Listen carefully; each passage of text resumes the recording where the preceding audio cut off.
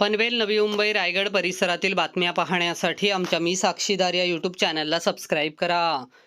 ट्रेलरने स्कूटीला दिलेल्या धडकेत सुगंधा मनोहर भगत राहणार डेरवली, मूळ राहणार न्यू आगरीपाडा, सांताक्रूज ईस्ट, मुंबई या महिलेचा मृत्यू झाला.